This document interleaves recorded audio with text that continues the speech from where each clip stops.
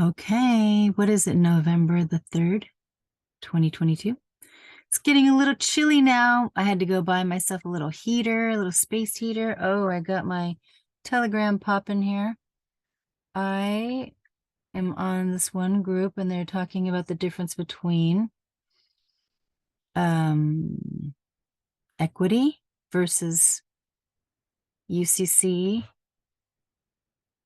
And I don't know everything, of course, so I'm just trying to read things so I can make sense of everything. Because some people on this chat are talking about common law, and I'm thinking, I know that there's the sun. The sun is happening. Yeah.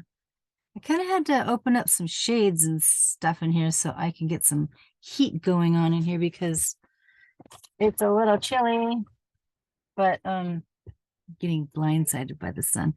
It's almost sundown. Okay.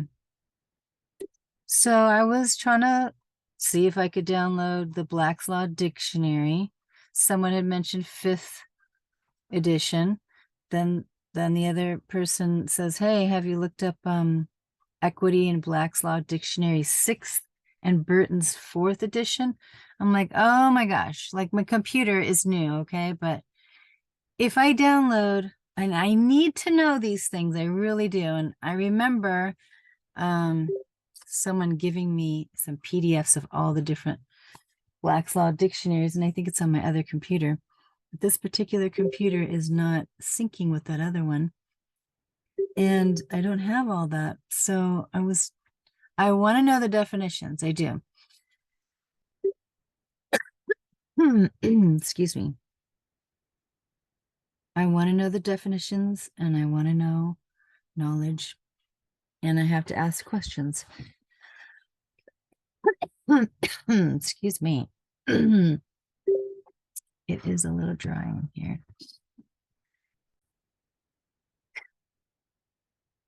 Okay, sorry, I had to get something to drink. Okay, so I know I've heard about common law and I've heard of chancery courts and I've heard of all these great things, but I'm not experiencing those things, at least in the past. Sorry about this. Oh boy, I'm probably gonna have to put this up because I'm just gonna be getting a lot of dings right now. Everybody's communicating on Telegram. But okay. I don't know everything. I wish I did, but in my past experiences going into the courts, when I thought I was the ens legis and the all caps person, that legalese name that was created for me, I was not aware that that birth certificate or that social security number or that personage wasn't me. So when I stepped into those courthouses, of course, they gain the jurisdiction. And then that's how they're able to do the human trafficking that they do using the securities. So I wanted to look up some things here. Let me see. What do I have? Oh, gosh, there's so many good things I have on my computer. But I probably should just stick to this one thing here. Let's see. So we're trying to look up the word tender because someone had mentioned that tender is dangerous. I was like, well, was that the word? Fatal? I think he said fatal. So let's take a look and see what is tender of payment. There's a couple. It looks to me like a lot of this is uniform commercial code and legal stuff, but this particular person is talking about equity being higher than all the statutes and the codes. I guess I'd have to look up equity as well. So let me just read this first. A tender of payment may be defined as an unconditional offer by a debtor or obligor to pay another in current coin of the realm a sum not less an amount than that due on a specified debt or obligation. Tender of payment typically arises within the law of commercial paper when a party obligated on a negotiable, well, let's click on this so we can read the rest. This is tender of payment under UCC section 3604. My computer is a little slow today. It's probably because I'm at the end of my particular, what do they call it on your internet? Points or whatever they call it. So a tender payment may be defined as, okay, we read that. Here we go.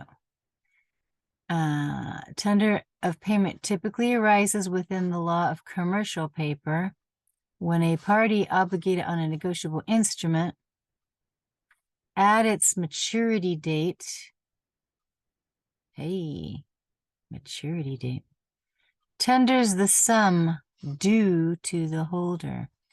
If tender is refused and the holder subsequently brings suit to collect on the obligation, the party obligated may assert the prior tender as a defense to liability. For interest, cost, and attorney's fees accruing on the instrument after the effective date of the tender.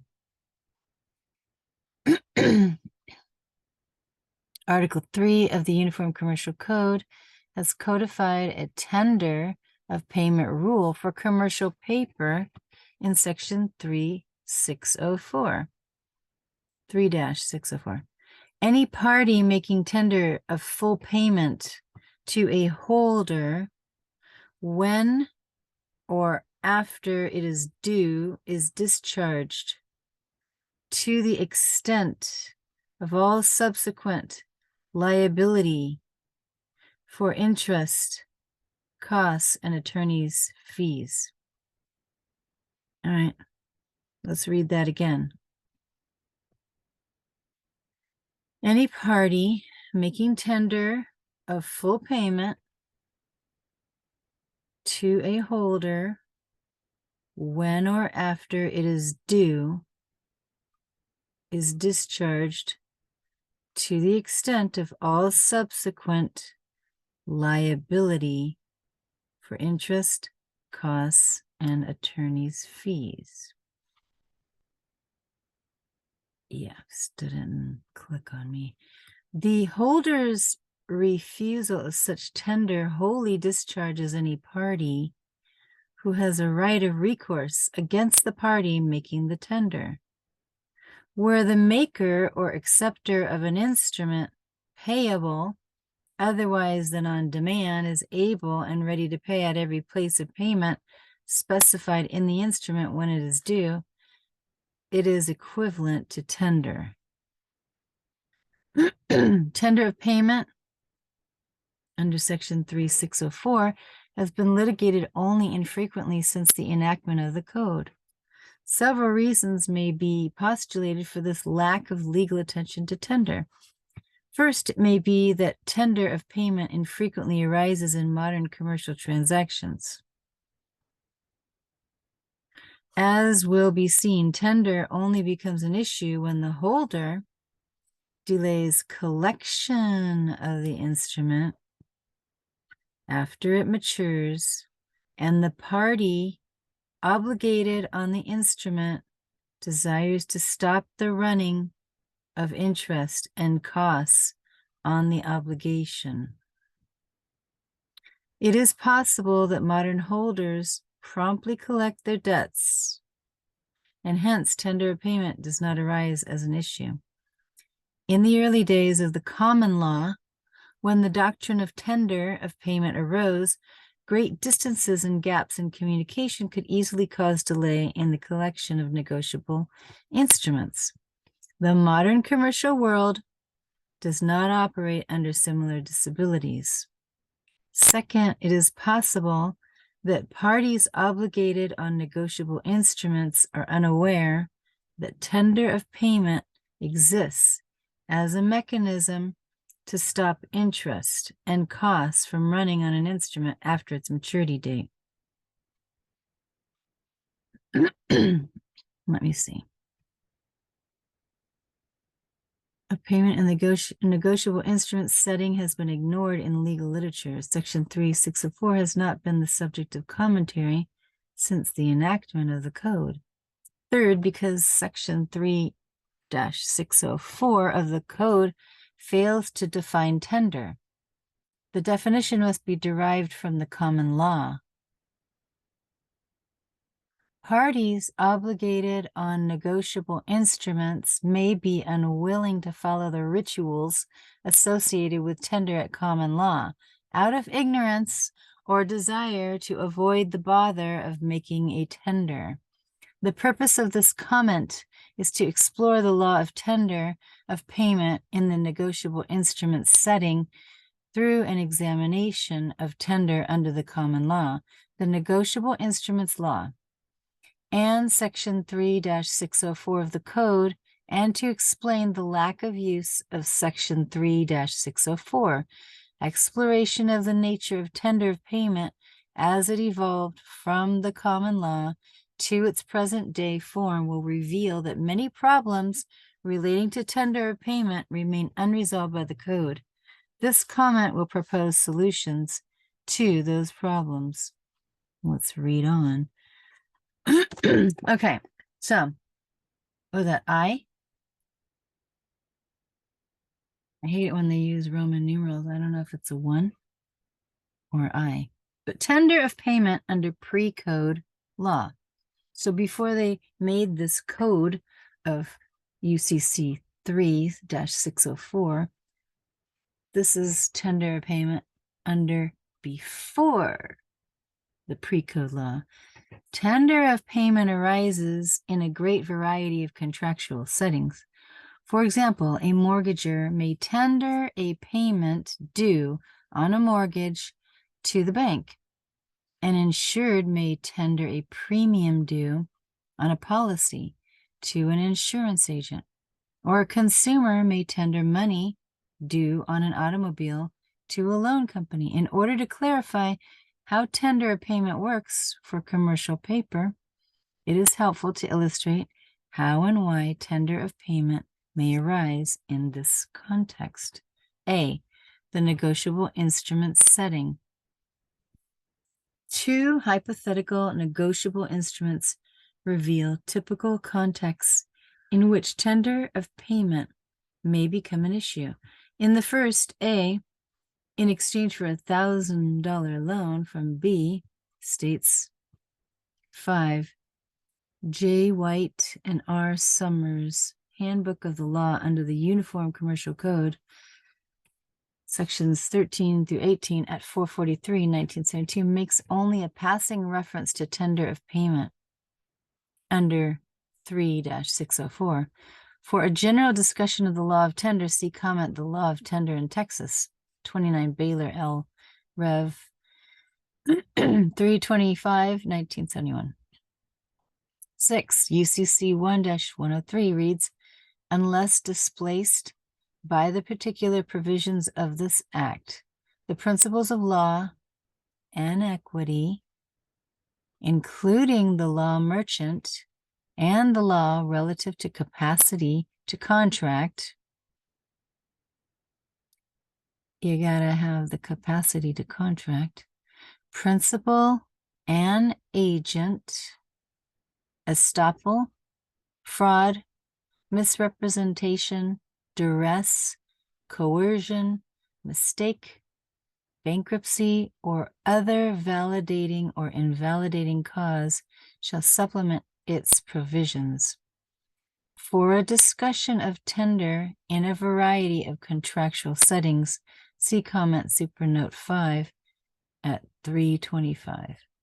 These are not the only commercial paper contexts in which tender of payment may be an issue.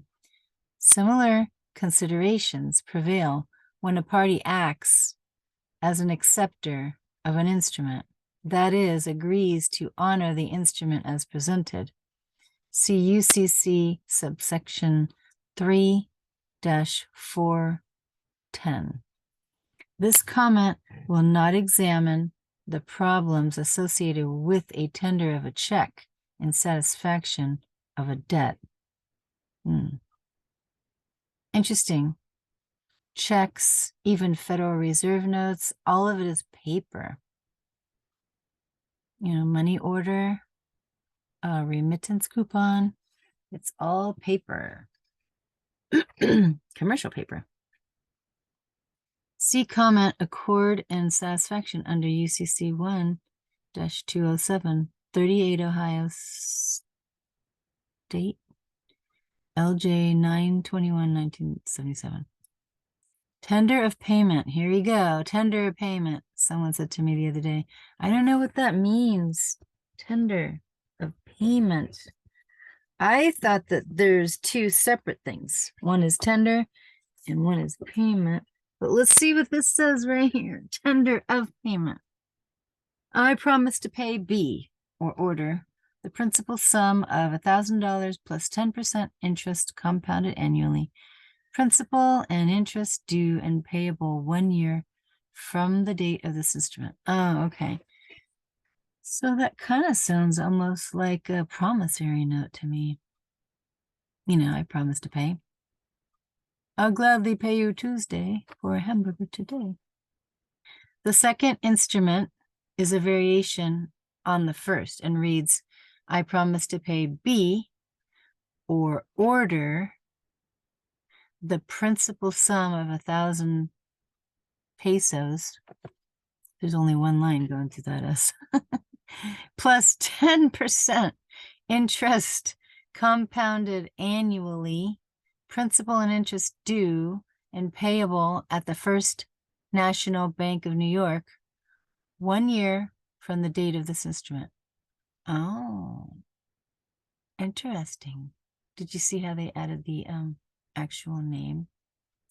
In both cases, A is the maker of the note and B is the payee. As long as B retains a right of payment on the note, he is termed the holder. The difference between the two notes is that the second instrument is domiciled. That is payable at a place. Did you notice that there's an address there? Specified in the instrument. I saw that. Notes may be domiciled anywhere, but the most common domicile is a bank.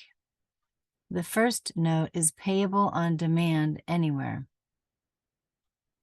In either case, B has the right to collect $1,000 plus 10% interest 1 year from the date of the note. The problem is that B, the holder, is not required to present the note for payment to A, the maker, on the date of the note's maturity. A's obligation to pay the principal and interest continues whether B collects on the date provided for in the note or 10 years later. Early English law established that makers of notes payable on demand had no right to presentment of the note for payment at its maturity. This rule was in contrast to the law of checks, which required prompt presentment by the holder for payment. The English courts, however, did adopt the check rule for instruments domiciled at a bank. Since notes domiciled at a bank were analogous to an order on the bank to pay the note, the English courts took the view that presentment should be necessary. 11. What does it say? 11 down there. Oh, the law is still good. It's still good law in England. Business and banking, okay. This distinction between domiciled and non-domiciled instruments did not survive in the United States. Oh.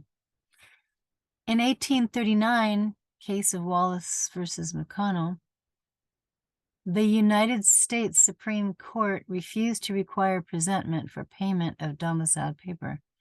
When the suit is against the maker of the promissory note, payable at a specified time and place, no demand is necessary to be averred.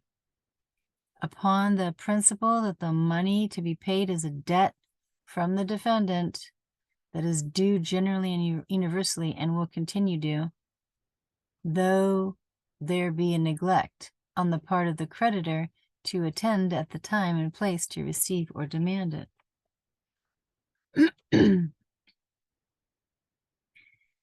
Page 836 of the Ohio State Law Journal, volume 39, 833. The result was that makers had no presentment rights in the United States, regardless of the type of promissory note. The resulting disadvantage for the maker is that if the holder delays collection of the note after it is due, interest continues to accrue on the note.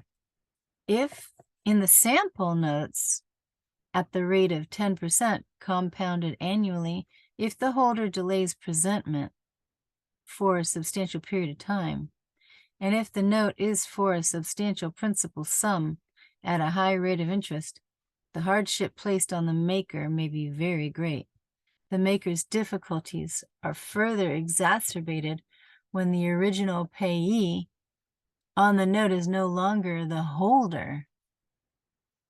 Yeah, if the note is negotiable, B may have sold or given the note to C in satisfaction of a debt.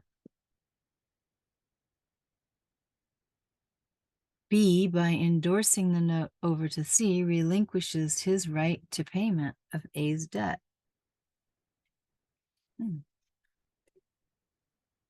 It is now up to C to collect on A's obligation, especially with notes payable only after a period of years. The note may have changed hands many times. Thus, the maker may not even know the identity of the holder, although domiciling the note assures the maker that the holder, whoever he may be, must collect at a place known to the maker. The hardships placed on the makers of negotiable instruments spurred creation of a mechanism by which makers could stop the accrual of interest on the note caused by the holder's delay in presentment. The law of tender was the answer.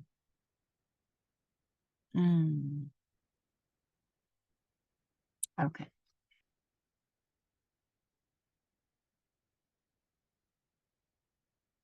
Wait, I'm gonna have to, I gotta get another drink of water because we ran out of water. Hang on. Okay, I'm back. It got a little cold, so I had to put something on. Toasty. Got the heater going too. Feeling good. All right, so here we are. So right here, formal requirements of a tender of payment at common law. Do we have common law? I just wonder. I mean, there's commercial law, which is the UCC. This is common law. That's confusing.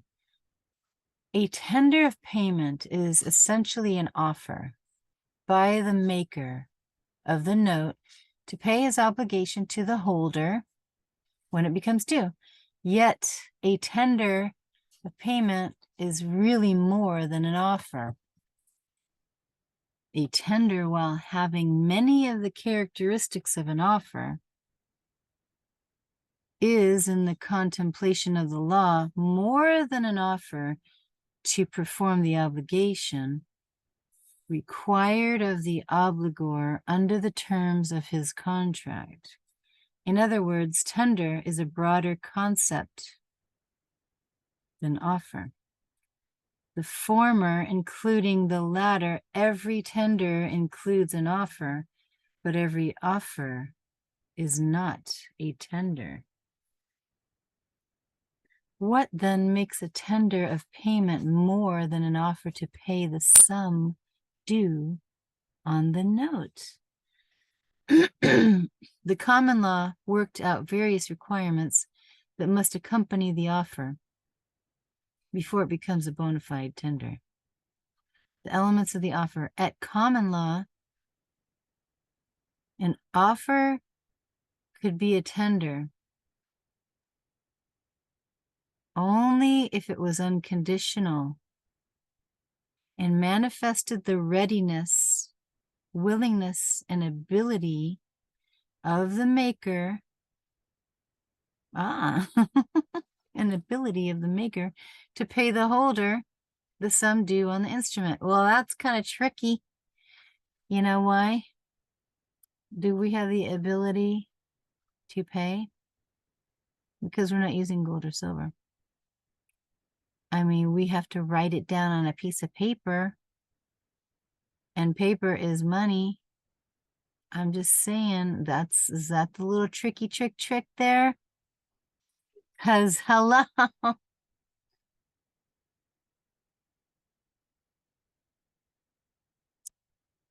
At common law, an offer could be a tender only if it was unconditional and manifested the readiness, willingness, and ability of the maker to pay the holder the sum due on the instrument. I agree with you, Judge. I am willing and I accept the $1,000 fine. Here is the remittance slip as a money order for the full amount. Is that what that is? A tender of payment, in other words, had to be more than a hollow offer by the maker to extinguish his obligation. The unconditional nature of the tender could be destroyed by the tendering the sum subject to a counterclaim against the holder. A maker could insist, however, that the holder perform a statutorily imposed duty without destroying the unconditional nature of the tender. So if I was the maker of a money order, I could insist that the judge perform a statutorily imposed duty without destroying the unconditional nature of the tender, where it is the duty of the creditor on tender of payment to do a particular act. Discharge the debt, Judge. The offer to pay may be coupled with a demand upon the creditor to perform such the act. In a case where by statute, this is statute now, this is not equity, this is going with statute. It is the duty of the creditor to give a release. On tender of payment, a release may be demanded, for it is the performance of a duty imposed by law. The unconditional offer by the maker had to be for the sum owing at the time of tender. Older courts insisted that tenders are always to be considered stricti juris. If a tender is not legal in every respect, even a court of equity will not support it, nor supply a defect. Okay, maybe this is why he was saying it could be fatal. Let me see. This is older courts now insisted that tenders are always to be considered stricti juris.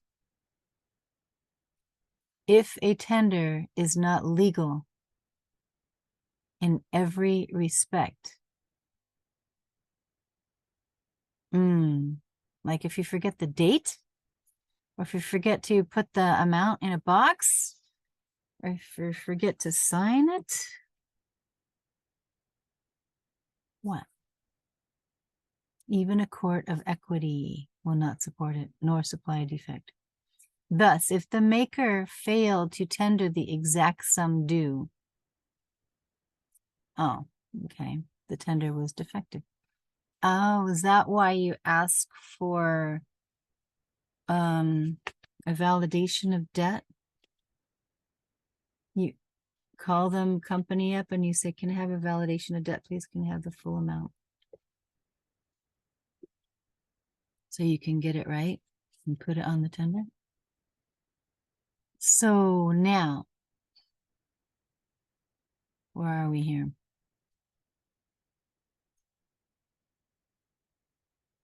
Thus, okay. Modern courts, however, and this is what we have relaxed this requirement somewhat to approve a tender of a reasonably approximate sum to the holder. Oh, that's cool. I forgot to put the 2 cents on there. That's okay.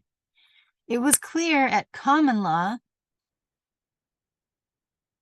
that's common law, that the maker had to tender payment to the party to whom the sum was owing if the original holder of the note had sold it or transferred it to another person, like a debt collector, and the maker knew that the original holder no longer had any interest in the note,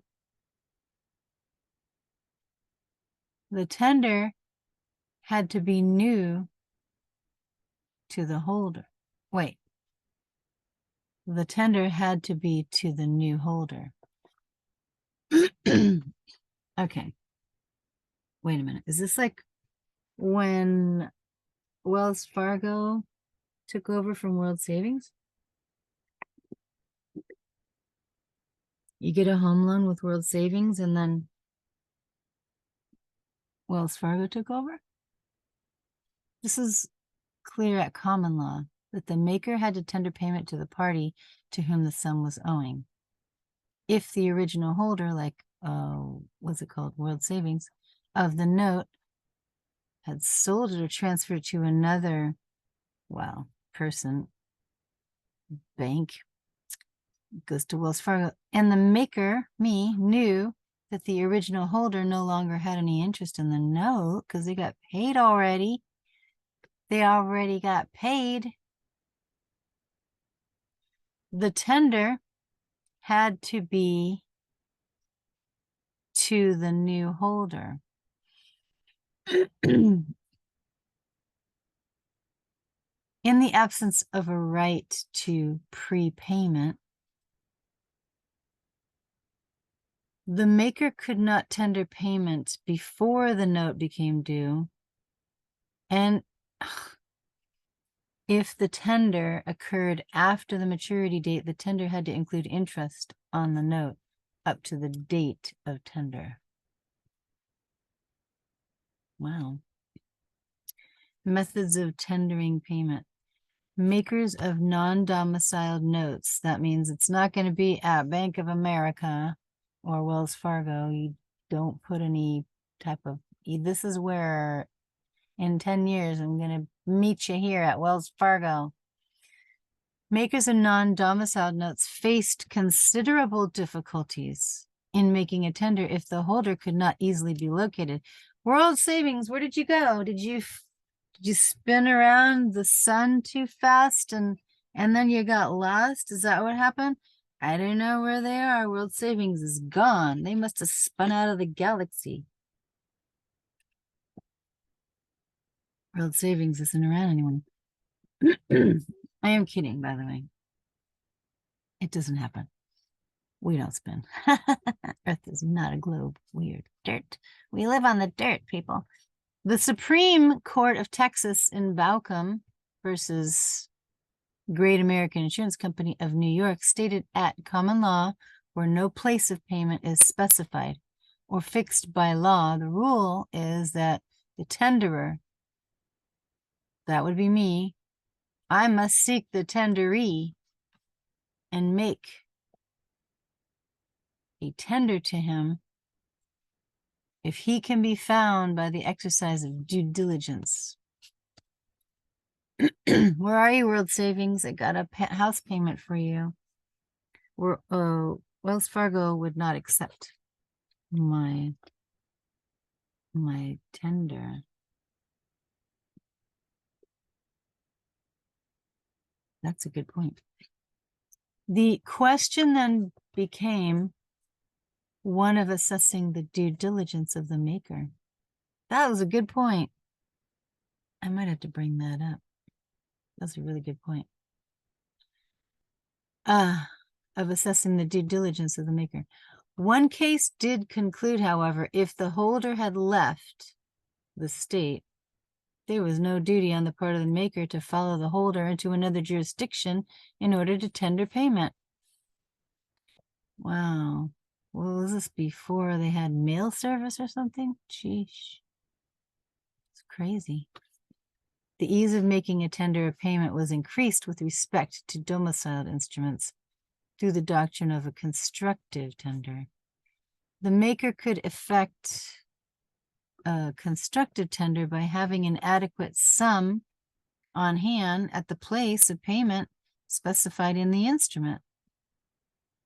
The United States Supreme Court in Wallace versus McConnell officially approved the doctrine of constructive tender when it wrote, should the maker not find his note or bill at the bank, he can deposit his money to meet the note when presented, and should he be afterwards prosecuted, he would be exonerated from all costs and damages upon proving such tender and deposit.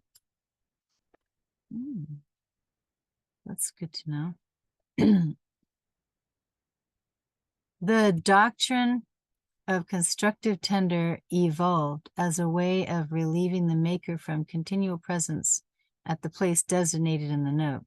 It was clear, however, that regardless of whether the note was domiciled, the maker did not have to tender when it was certain that the holder would reject it.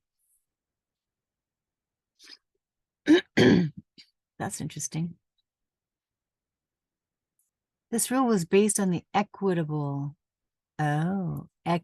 principle that the law will not require the doing of a useless thing. So is this about equity right here?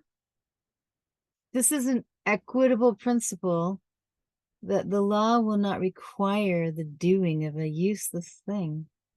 Oh, is that because we can't pay? Because there's no more gold and silver in circulation, and we're basically just giving debt notes? I don't know. Write down in the comments there. The state of Iowa has enacted legislation to aid makers of non-domicile, that means, you know, not at Bank of America, at this address, blah, blah, blah, paper in tendering payment to an unknown or absent holder. The statute allows the maker to leave funds on deposit with a court for the holder.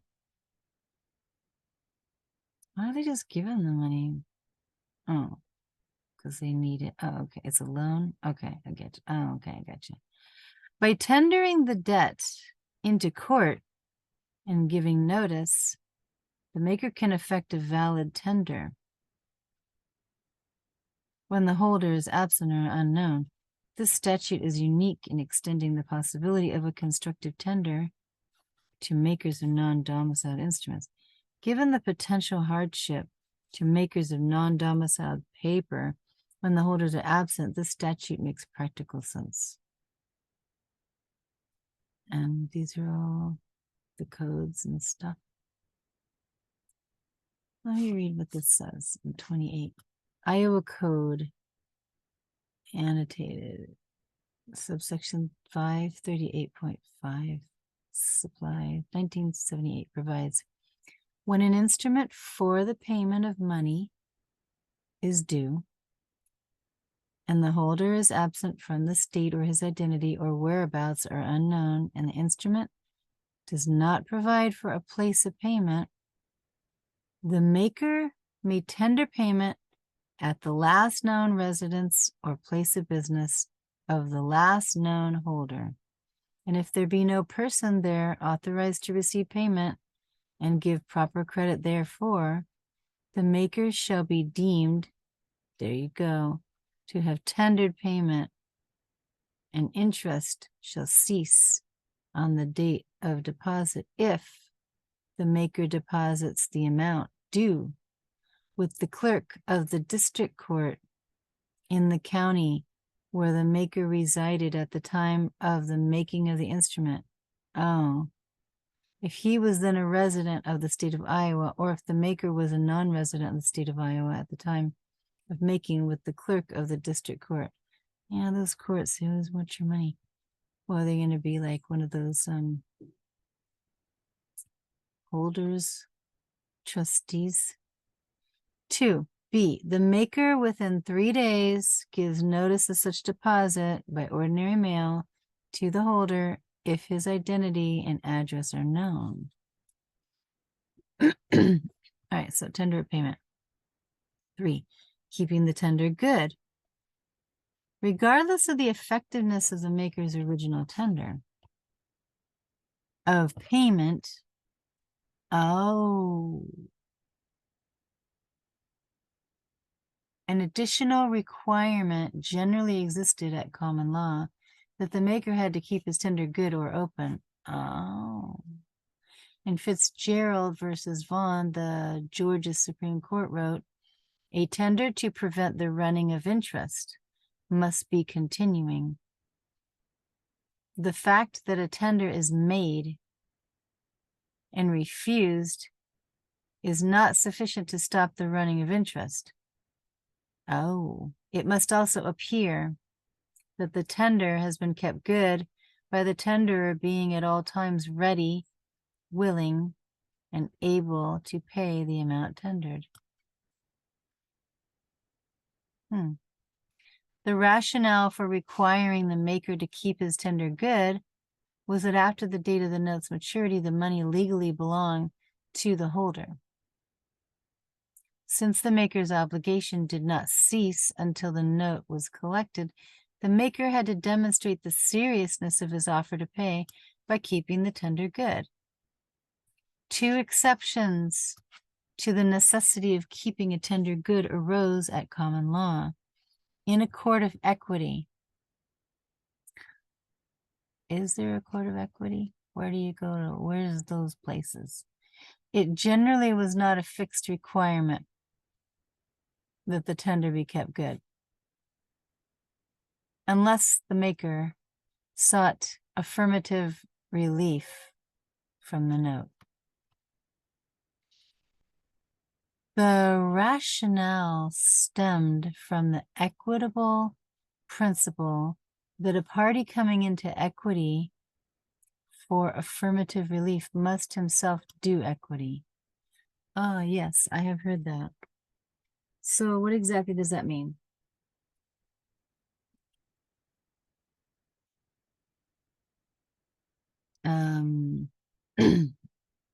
If you want equity, you have to do equity. Well, what exactly does that mean? I would like to know. Let's go down to 32. See where it says 32? Let's go down there and see what that says. Oh, here we go. It says Tuthill versus Morris, 81 New York, 94 100 from 1880.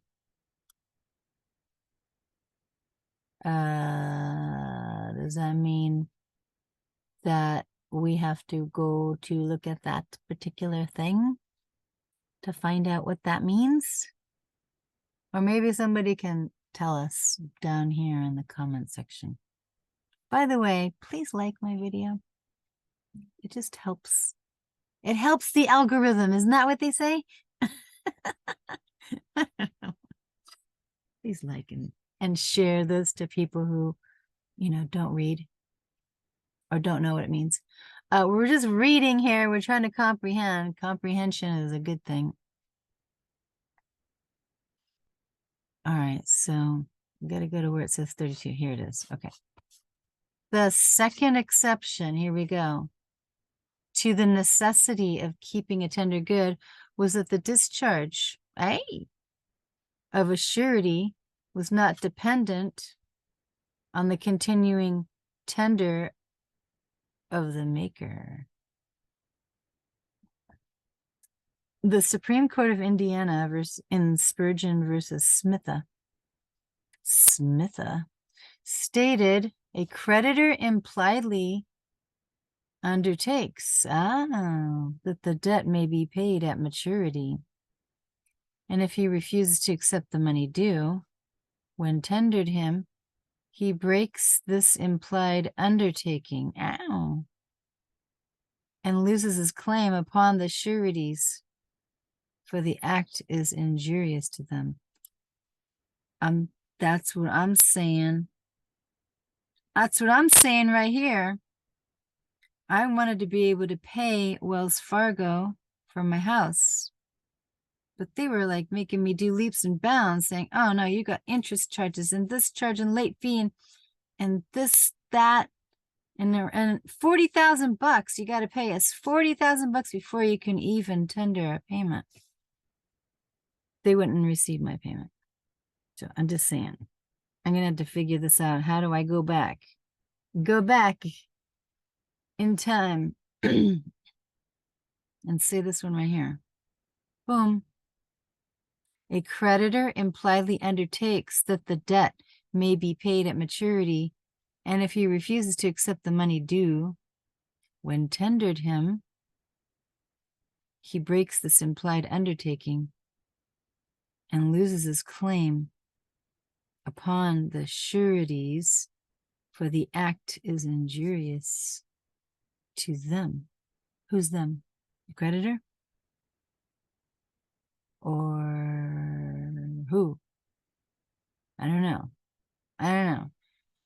When tendered him, he breaks this implied undertaking and loses his claim upon the sureties,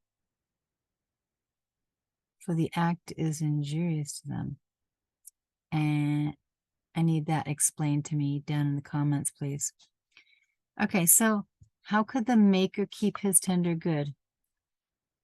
By far, the most common procedure was to allow the maker to deposit the money on the note in court. Many jurisdictions imposed such a proffer in curia as an additional requirement for an effective tender. The Colorado Supreme Court in Westcott versus Patton stated, in order, however, to render this plea or tender effective when permissible, it would be necessary that it be accompanied by the tender and actual payment into court, subject to the plaintiff's disposal of the money admitted to be due. Now, the equity courts, that's, where are those? I want to know where those are. The equity courts did not impose the requirement that the money actually be brought into the court. Yeah, where are these equity courts? I'd like to know where they are. Not all jurisdictions, imposed upon the maker of the duty of bringing the sum into court. Tender could be kept good simply by keeping the money perpetually available for the holder. For example, by depositing the money in a bank account for the holder. Oh, yeah. Montana and North Dakota enacted virtually identical statutes expressly providing for this procedure. An obligation for the payment of money is extinguished by a due offer of payment if the amount is immediately deposited in the name of the creditor with some bank of deposit within the state of good repute, and notice thereof is given to the creditor. All right, so irrespective of the method of keeping the tender good, the maker had to keep the funds in readiness to pay the holder. The maker could substitute other funds Other funds for those originally deposited. As long as the amount on deposit did not drop below the amount owing to the holder. Two advantages attended a deposit in bank over a deposit in court. First, a deposit in court was generally held to be admission by the maker that the sum tendered was actually owing to the holder. If the maker had an assertable defense against the holder, a deposit in court would be unwise. Oh, yeah. Second, if the maker wished to substitute money or its equivalent for the sum originally tendered, a deposit in bank would allow easier access to money. A deposit in bank, however, raises an issue not directly faced by the courts. Who is entitled to the interest earned on the deposit while a tender is being kept good? Well, I guess if you have a bank account that has no interest is being earned. So what is saying? If the maker tendered his debt into an interest-bearing account, or a certificate of deposit, the deposit would be earning interest. That's true. That's true. The holder could argue that he is entitled, hey, cat, that's my money, give it to me, to the interest because he is the legal owner of the money in the account. That's true. The holder could have collected the funds at any time and then invested them to return interest. Yeah. The maker, on the other hand, could argue that the holder should not be allowed to profit from his own delay in collecting on the obligation. That's true. That's true. Hey, you didn't want my money when the maturity date came around. I don't know what you were thinking. What were you thinking? Further, if the effective rate of interest earned by the account or certificate of deposit is equal to or greater than the interest rate on the note, a primary purpose of the tender is destroyed.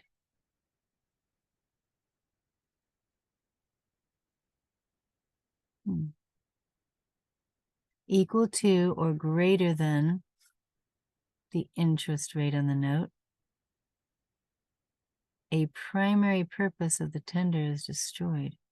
If the note is payable at 6%, here's the example, 6% interest, and the maker tenders the principal and interest into an account bearing 6% or more interest to allow the holder to take the interest, would be equivalent to allowing interest to accrue on the note after the date of the tender. In McRae versus Martian, the holder delayed presentment for 6 years. Wow, why? Did they forget about it? And the maker used the money due on the note in his business. In awarding costs and interest to the holder, the Ohio Supreme Court stated the money due on the notes belonged in equity to the plaintiff. And though the defendant might hold it for his own indemnity, he so held it as the trustee of the plaintiff.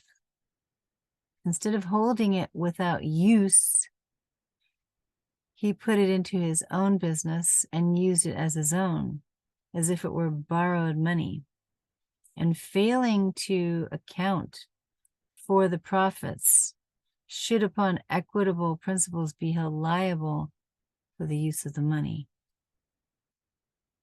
Under such a trustee theory, the interest earned by a deposit in bank would logically go to the holder. The result, however, renders the maker a caretaker of the holder's money.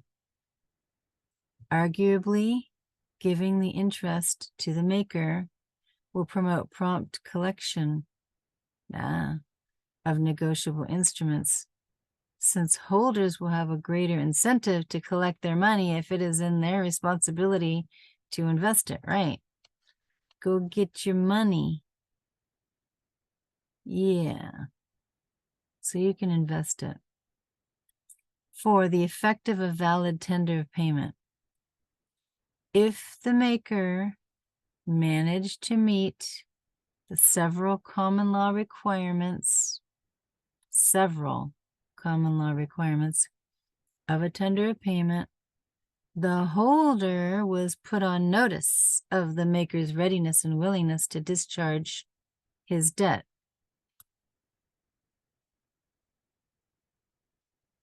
The result of an effective tender was the suspension of further liability for interest and costs accruing on the note after the effective date of the tender. Tender thus removed the possibility of further damage caused by the holder's failure to make a timely presentment of the instrument for payment, but it did not excuse the maker from liability for the original principal and interest on the instrument. Another consequence of a valid tender by the maker was the discharge of parties who had backed up the maker's obligation to pay by signing the instrument as sureties. If the holder refused to accept the maker's tender, all sureties would be discharged from further obligation. This rule was a corollary of the rule that a tender need not be kept good to discharge sureties. A final consequence of tender of payment at common law related to constructive tender of notes domiciled at a bank, the question arose whether a valid constructive tender would excuse the maker from liability for the principal and interest on the instrument in the event of a bank failure. The issue came down to who should bear the risk of loss occasioned by the holder's failure to present the note before the bank failed. The argument for holders was that since Wallace versus McConnell requires no presentment for payment, the maker assumes all risk of loss as part of his obligation to pay the debt. The argument for makers, on the other hand, was that the loss could have been prevented by the diligence of the holder, and thus it was unfair to place the risk of loss on the maker.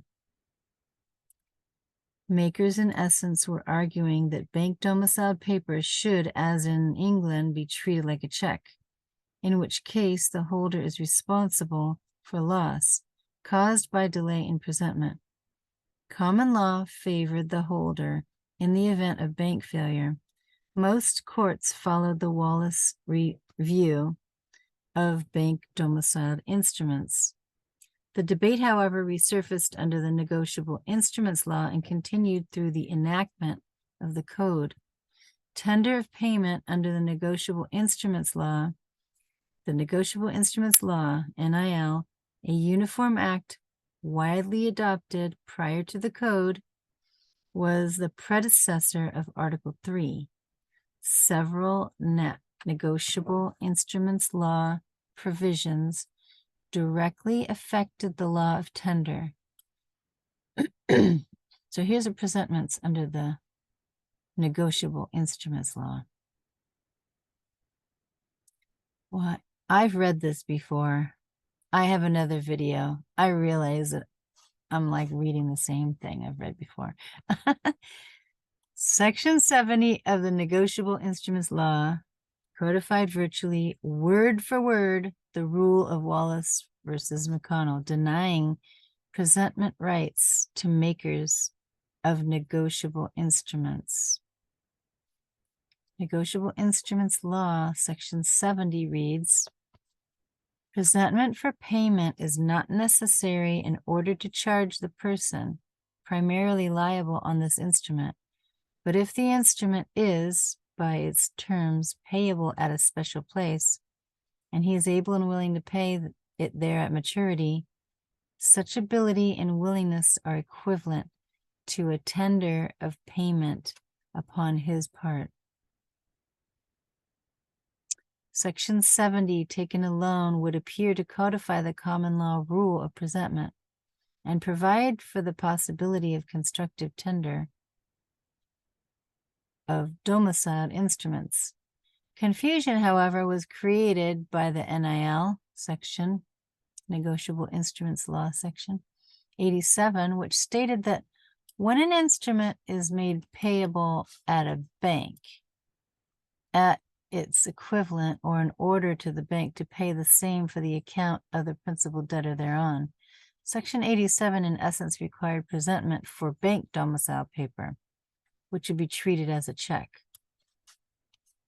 The risk of loss on checks was set forth in the Negotiable Instrument Law, Section 186. A check must be presented for payment within a reasonable time after its issue, or the drawer will be discharged from liability thereon to the extent of the loss caused by the delay. Section 87, read in conjunction with Section 186, would apparently overrule the rule of Wallace versus McConnell set forth in Section 70 for bank domiciled instruments and adopt the English check view of this type of negotiable instrument.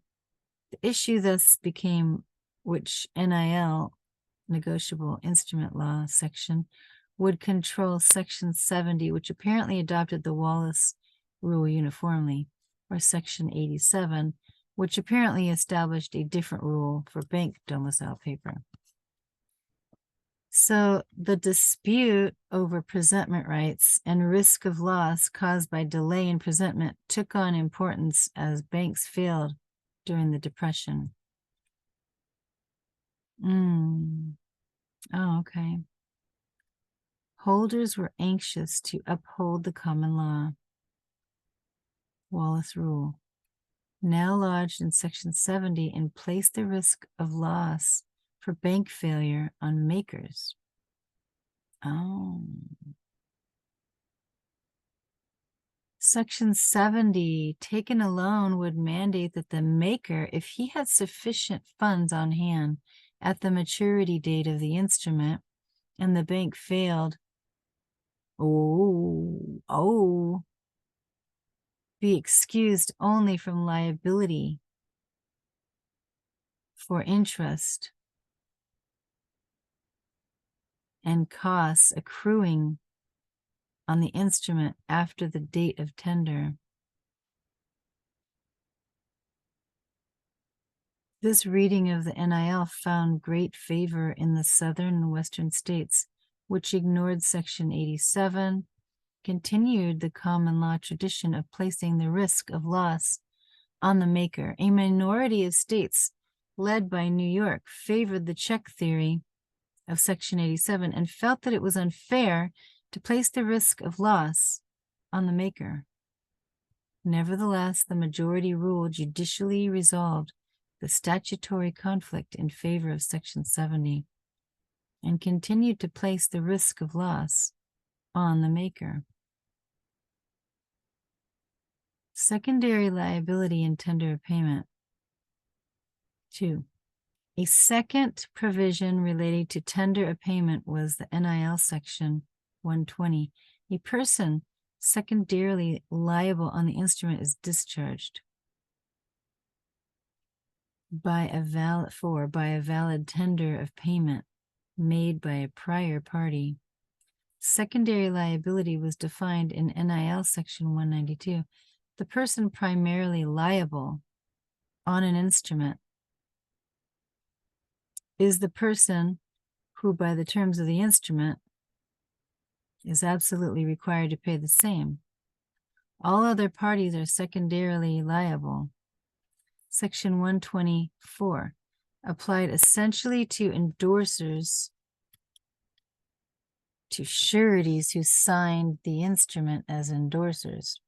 Sureties who signed the instrument as co-makers were primarily liable on the instrument and therefore outside the coverage of Section 124. 120 subsection 4. Section 120 subsection 4 operated in the following manner. If the maker effected a valid tender of payment, all secondarily liable parties were discharged by the tender. Let me read that again. If the maker, the one who drew up the check, effected a valid tender of payment, all secondarily liable parties were discharged by the tender. That sounds pretty good. If one of the parties secondarily liable on the instrument tendered payment, all secondary parties signing the instrument after that tendering party were excused, from further obligation. Let's read that one again. If one of the parties secondarily liable on the instrument tendered payment, yes, all secondary parties signing the instrument after that tendering party. Is that a tendering party? Let's have a tendering party, shall we? We're excused from further obligation. The rationale in both cases was that the holder could have accepted the tender by the tendering party at any time, and thus relieved the secondarily liable parties from further obligation. Yeah. All right, it's getting a little bit hot. Guess I'll take off my robe here. I got my heater going, but it's getting a little warm and I don't want to get up. Okay, so 3, issues left unresolved by the negotiable instruments law. Although it codified the common law principles of constructive tender and discharge of secondarily liable parties, the NIL was silent regarding many issues relating to the law of tender. The NIL failed to indicate which common law elements of tender would or should be recognized under the NIL. The NIL did not define tender, nor did it indicate whether and how the tender was to be kept good. The NIL, that's the negotiable instruments law, nowhere indicated that the effect of a tender would be. These issues were still alive when Article 3 of the Code was drafted. I believe that's the UCC 3-604.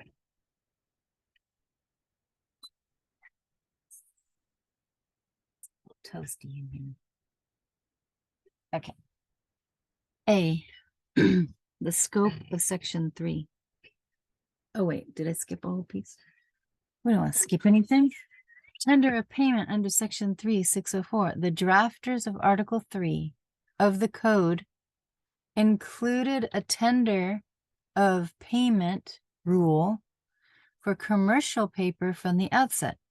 Section 3-604 became the final codification of the rule, which remained virtually unchanged throughout the various drafts of Article 3. The scope. Here is the scope of Section 3. This is UCC. Where's my deal? Where's my little deal? Arrow. I can't find my little arrow here. Oh, here it is. A, the scope of Section 3604. The effective tender of payment. The code improved on the negotiable instruments law by codifying in sections 3604(1). Scooch down here. Common law rule relating to the actual effect of a tender of payment.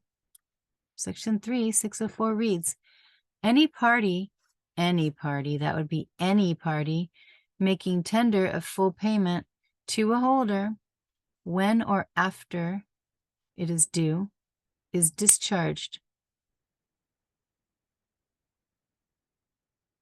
to the extent of all subsequent liability for interest, costs, and attorney's fees. That's a good one. The official comments to Section 3-604 indicate that subsection 1 is new and is meant to state the generally accepted view of the effect of a valid tender of payment. One important addition to the common law, however, is the specific inclusion of attorney's fees as one of the costs suspended by a valid tender. Section 3-604(1) goes beyond the NIL to codify the consequences of tender. 2. Secondary liability and tender of payment. The common law rules relating to discharge of secondarily liable parties by a valid tender of payment, codified in NIL Section 124, were carried over, that's 120 subsection 4, were carried over into Code Section 3-604 subsection 2, which reads, the holder's refusal of such tender wholly discharges any party who has a right of recourse against the party making the tender. Let's read that again. The holder's refusal of such tender wholly discharges any party who has a right of recourse against the party. Wait, the holder's refusal of such tender wholly discharges any party who has a right of recourse against the party making the tender. The secondary liability language of the NIL has been dropped in favor of the code concept of a right of recourse.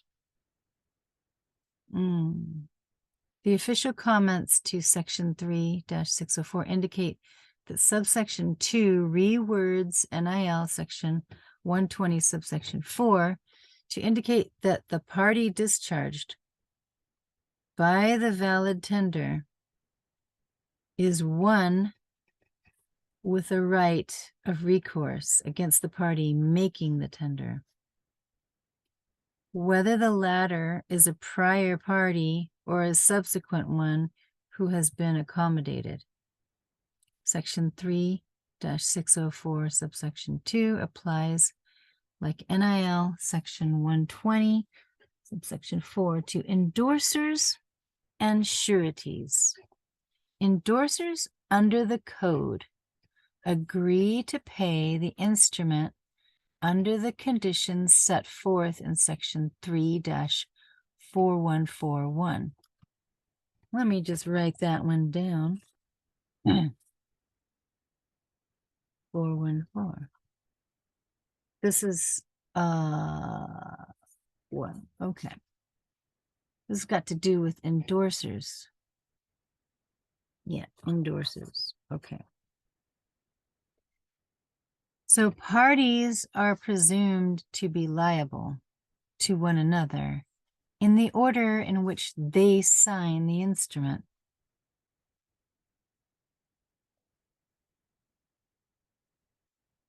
sureties. Okay, so like if you're signing a check or something as an agent, would that be the straw man? The agent? So sureties under the code are termed accommodation parties. I'm not a surety to the straw man. I am the assurity, obviously. The assurity. I'm the energy, but I'm not a surety to the straw man. Sureties under the code are termed accommodation parties. An accommodation party is, according to section 3-415(1), one who signs the instrument in any capacity for the purpose of lending his name to another party to it. Isn't it interesting? Lending his name to another party to it. Accommodation parties come in 3 forms.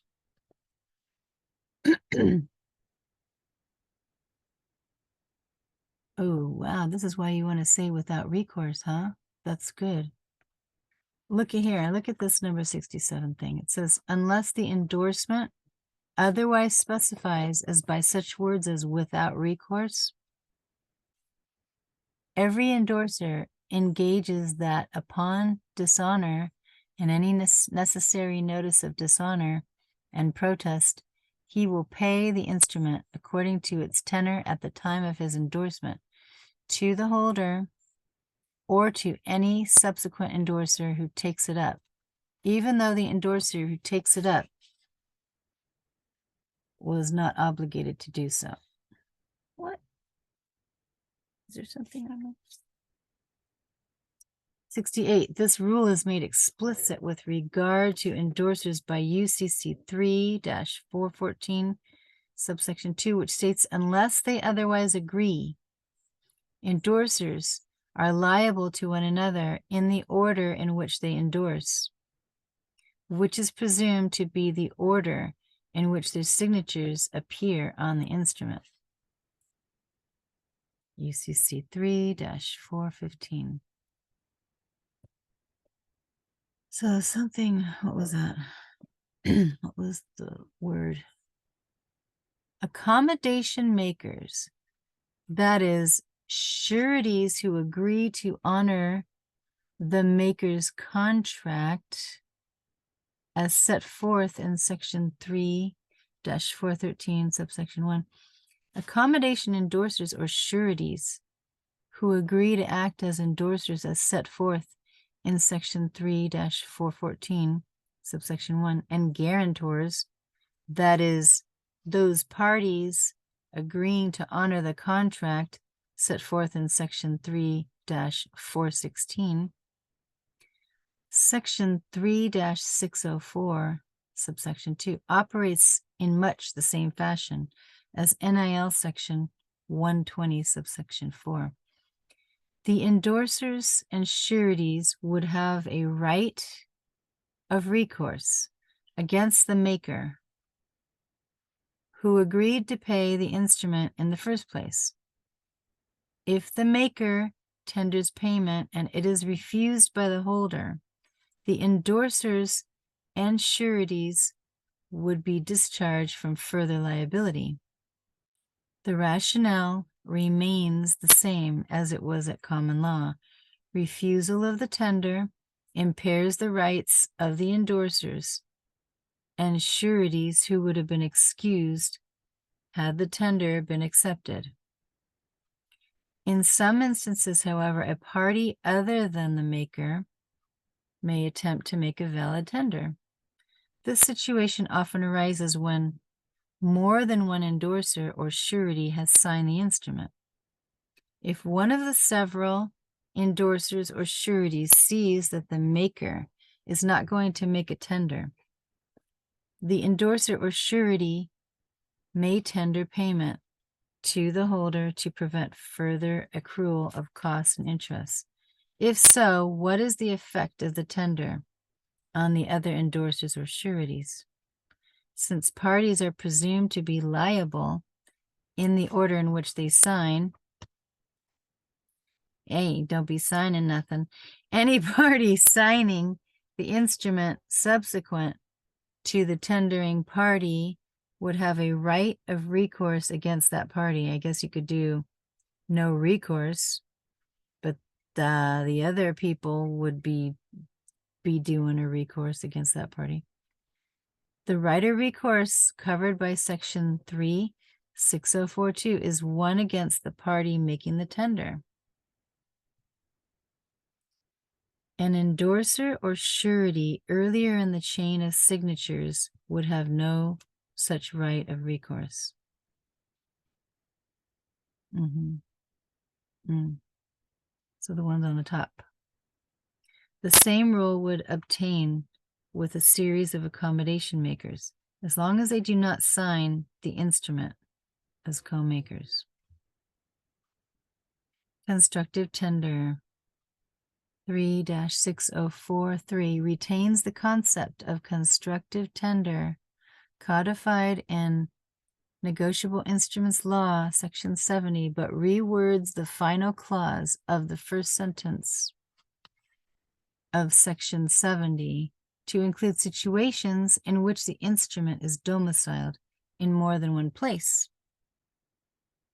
Where the maker or acceptor of an instrument payable otherwise than on demand is able and ready to pay at every place of payment specified in the instrument when it is due is equivalent to tender. So it keeps going on about multiple domiciles. You can check this out. A note or acceptance which states that it's payable at a bank is the equivalent of a draft drawn on the bank payable when it falls due out of funds of the maker or acceptor in current account or otherwise available for such payment. So this looks like it goes on. I read quite a bit. There's more.